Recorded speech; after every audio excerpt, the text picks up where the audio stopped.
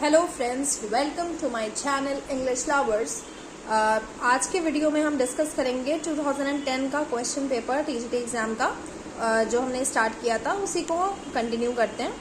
आज का हमारा फर्स्ट क्वेश्चन है the murmurous haunt of flies on summer eves is the figure of speech आपसे इसमें पूछी गई है। The murmurous haunt of flies मतलब एक तरह से आवाज़ें हो रही हैं, जो मक्खियों की या इन चीज़ों की जो आवाज़ें हैं वो आपसे उसका डिस्कशन इसमें हो रहा है। सो ये पूछा गया है क्वेश्चन में कि ये कौन सी फिगर ऑफ स्पीच है। फिगर ऑफ स्पीच कई तरह की होती हैं, जैसे कि simile, metaphor, onomatopoeia, hyperbole. Okay, so आपका राइट आंसर यहाँ पे ओनोमोटोपिया हो जाएगा, क्योंकि ओनोमोटोपिया वो फिगर ऑफ स्पीच होती है जिसमें साउंड्स की बात होती है। ठीक है, साउंड्स जैसे किसी एनिमल की साउंड है, किसी चीज़ की आवाज़ें हैं, उनको ओनोमोटोपिया वो फिगर ऑफ स्पीच होती है जिसमें साउंड्स की बात होती है। तो ये मरमरस हॉन्ट ऑफ फ्लाइज जो है बुन बुन बुन टाइप की, that is onomatopoeia. Okay, so option C will be your, this will be your right answer. Okay, next question we see, O fame if I have ever took delight in thy praises. अब यहाँ पे क्या कहा जा रहा है, ओ fame, fame को इस तरह से डिस्कस किया जा रहा है कि जैसे कि वो कोई लिविंग थिंग है, कोई इंसान है वो, जैसे कि। सो आपसे ये पूछा गया है कि the figure of speech is. अब आपको 4 ऑप्शंस दे दिए गए हैं, पर्सोनिफिकेशन, एपोस्ट्रोफी, ओनोमोटोपिया या मेटाफर। तो देखिए यहाँ पे O fame if I have ever took delight in thy praises. So यहाँ पे एक इनएनिमेट ऑब्जेक्ट को एक लिविंग थिंग की तरह से यहाँ पे समझा जा रहा है। जैसे कि कोई टेबल चेयर है, आप उससे बात करो कि वो एक जैसे कोई इंसान हो, कोई लिविंग थिंग हो, इस तरह से किसी चीज़ से बात करना, ये फिगर ऑफ स्पीच जो होती है वो एपोस्ट्रोफी होती है। रेफरेंस टू द डेड कहा जाता है कि ऐसी चीज़ के जो लिविंग नहीं है बट आप उसको एज ए लिविंग थिंग समझ रहे हो। ठीक है, so option B will be your right answer. Figure of speech एक बहुत ही इम्पॉर्टेंट पार्ट है जिससे काफ़ी सारे क्वेश्चंस आते हैं एग्जामिनेशंस में। सो इस क्वेश्चन पेपर में भी फिगर ऑफ स्पीच से काफ़ी क्वेश्चंस आए हैं। So I will make a detailed video on figure of speech also in my upcoming videos. So आगे क्वेश्चन देखते हैं, which of the following plays is not by Shakespeare. अब आपको 4 pledge दे दी गई हैं और आपसे ये पूछा गया है कि विलियम शेक्सपियर की इसमें से कौन सी प्ले नहीं है। कौन सी प्ले है ये नहीं पूछा गया है, कौन सी प्ले नहीं है। नॉट का यूज़ हुआ है, नॉट बाय शेक्सपियर। सो आप रीड आउट करते हैं, मच अडू अबाउट नथिंग, ये तो शेक्सपियर की है।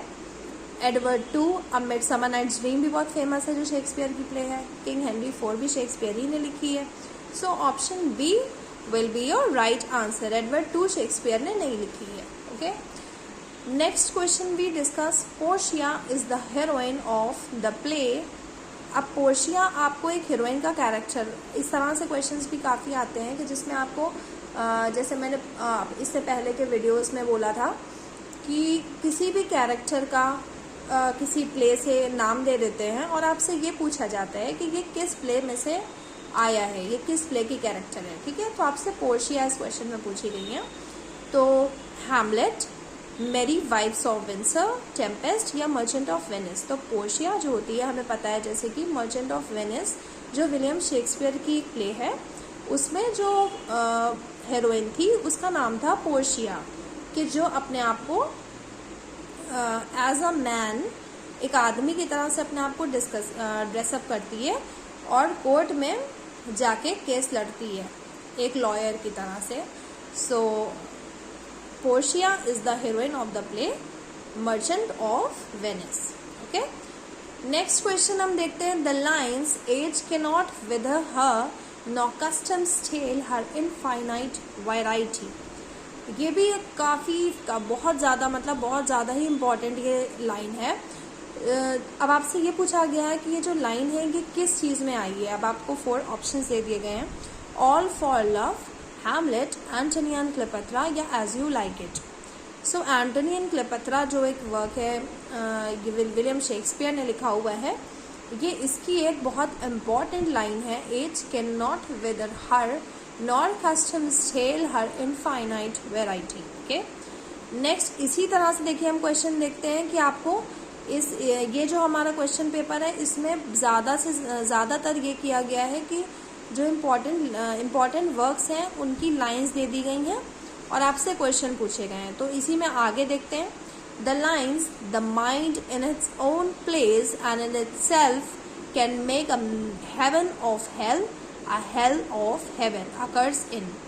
मतलब जो दिमाग है वो अपनी खुद की जगह पे दिमाग की ये ताकत बताई गई है कि वो जो जन्नत है उसको जहन्नम बना सकता है और जो जहन्नम है उसको जन्नत बना सकता है।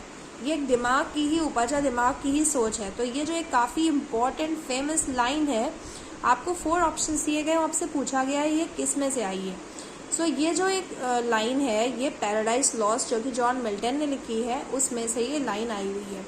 ओके, जिसमें कहा गया है कि the mind in its own place and in itself can make a heaven of hell, hell of heaven. ये पैराडाइज लॉस्ट की लाइन है। ओके, नेक्स्ट क्वेश्चन देखते हैं, the lines bliss was it in that dawn to be alive but to be young was very heaven occur in a poem of. अब आपको एक line दे दी गई है और आपसे पूछा गया है कि 4 राइटर्स दे दिए गए हैं और ये किस राइटर ने लिखी है।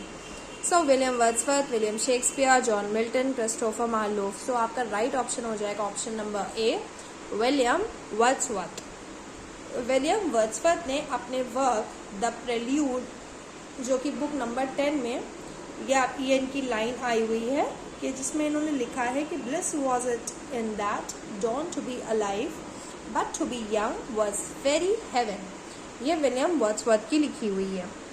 सो फ्रेंड्स, आज की जो हमने क्लिप्स में देखा है वीडियोस में हमारे जो हमने क्वेश्चंस डिस्कस करे हैं वो मेनली इस पैटर्न पे हैं कि जो वर्क्स होते हैं राइटर्स के उसकी जो काफ़ी फेमस लाइंस होती हैं उनको सिलेक्ट करके क्वेश्चन पेपर में दे दिया जाता है और आपसे 2 तरह से क्वेश्चंस पूछे जाते हैं। एक ये कि ये जो लाइंस आई हैं ये किसने बोली हैं और किससे बोली हैं, और या ये जो लाइंस हैं ये किस प्ले की हैं, किस पोइट्री की हैं, उस पोइट्री का या उस प्ले का नाम आपसे पूछ लिया जाएगा, या आपसे ये पूछ लिया जाएगा कि ये किस राइटर ने लिखी है। ओके, ये 3 सेंस हैं, 3 कॉन्टेक्स्ट हैं या 3 वेज हैं जिसके थ्रू एग्जामिनेशन में क्वेश्चन बनते हैं। ओके, सो फ्रेंड्स, आज के लिए इतना ही और इसी तरह से हम अपने वीडियोस में क्वेश्चंस को अच्छे से पढ़ेंगे, डिटेल से डिस्कस करेंगे और आपको अच्छे से क्लैरिटी हो जाएगी ये एग्ज़ाम में आपको क्या चीज़ नहीं पढ़नी है और क्या पढ़ना है। आपको अच्छे से आइडिया हो जाएगा जब आप पूरी सीरीज़ अच्छे से पढ़ लेंगे। सो फ्रेंड्स, मेरे साथ वीडियो में ऐसे ही बने रहिए and for the motivation and support do subscribe to my channel and press the bell icon if you want updates for my videos.